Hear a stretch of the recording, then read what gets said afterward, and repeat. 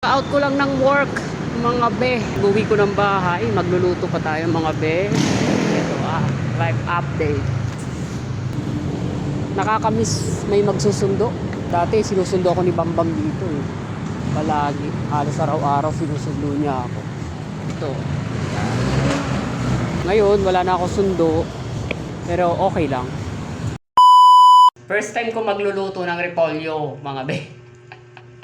Kasi pinapagalitan na ako ng asawa ko, si Bambam.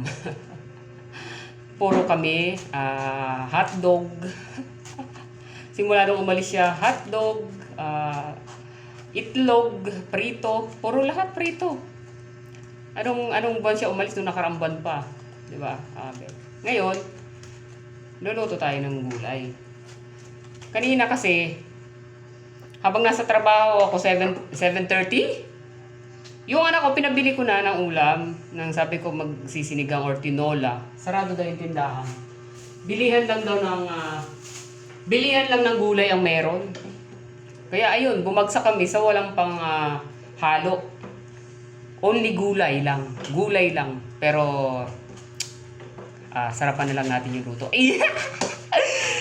Parang siya, masarap, di ba mga be? Nasa pagluluto naman yan di ba mga be?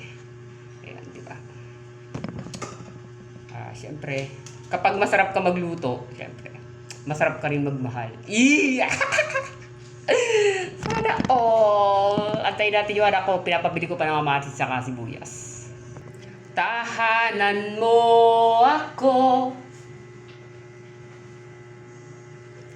Eto, ayun, bumili na tayo ng sibuyas mga be. Diba? Ang sakit nito sa mata no? Kapag hinihiwa. Parang siya ang sakit sa mata kapag may kasama ng iba.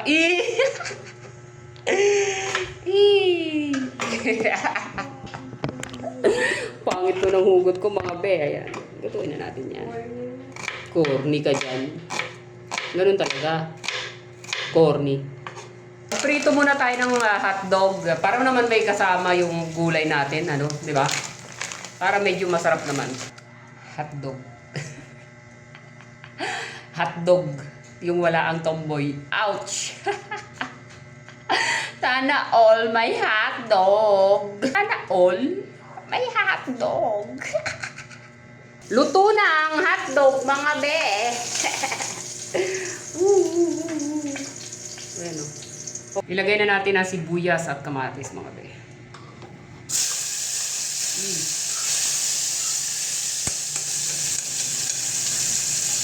Tahanan mo ako. Pag ganito kagwapo yung kusinero nyo, gaganahan ka talagang kumain kahit hindi masarap. Ilagay na natin ang repolyo, mga be, mga belat.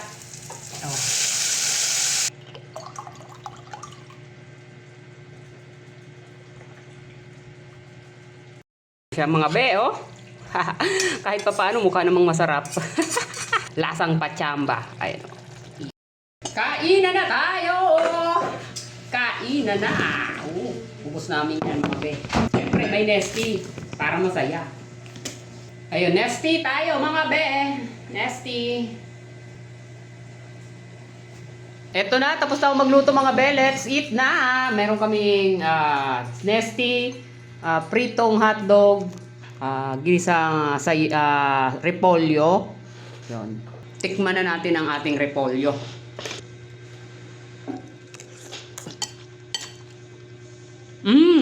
Sarap. Bye-bye! Thank you sa panonood ng vlog ko.